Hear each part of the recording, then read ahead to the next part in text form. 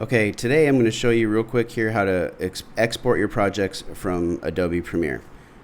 So when you're done making all your changes and setting up your timeline, you need to kick out your compressed file. Okay, just going to File and Save does not export a file. It just creates a little text file that Premiere then uses later to actually compress the video together and make your file.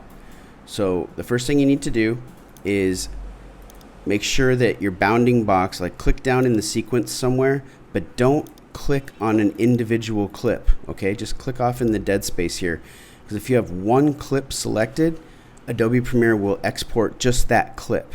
Okay, so click down here in the dead space, make sure your bounding box is around your sequence, and you go to File, Export Media. Might take a second and it launches your export settings. Now, the format, it needs to be H.264. I think when it comes in the first time, it's generally QuickTime or something like that. Make sure your format is H.264. Where'd it go? Okay. Now the preset, you can do match source. I like to just choose like high quality 1080 HD. I mean, if I'm working with all video clips that are 1080, then matching the source is fine. But if you have mixed media, sometimes this gives you weird results. Okay, so if you just go to high quality 1080 HD, and then this is really important. You need to name it.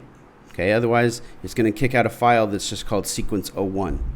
So when you click this blue link here and name it, I want you to name it your first name and your last name, and then, you know, whatever PSA. Okay, so I'll do refugee PSA. All right, this part where is where you're going to save it. If you need more options, you can click the drop down arrow there and expand this, and you can save it to wherever you'd like. If you want to just save it to the desktop, that's fine. You click save, so that's good to go. The other thing you need to check before you export is right down here. This will show you the total length of your project. Now for your project, this needs to be between 60 and 90 seconds. So if this says 5 seconds, or if it says 3 minutes or something like that, then you've either just chosen one clip to export, or what most commonly happens with this project is that you've forgotten to trim your audio down. So watch, if I come out of here, if I cancel this, and I have my entire song in here, right? Let's say it's like this, and then I go to File, Export Media. Look here, look at my total duration, 4 minutes and 4 seconds. If I export this, it's going to show my PSA, but then we're going to have like 3.5 minutes of just black screen with the music going. Okay, so it goes to the very end of the last piece of media in your project. So make sure that you've trimmed this down. Okay, let me click back off of that and File, Export Media. H.264 is good to go. I'm going to choose high quality 1080 HD. I'm going to name it Kevin Olson Refugee PSA. Going to save it onto the desktop. Click Save. Okay. Then I check this. That's good to go. And then don't hit Q.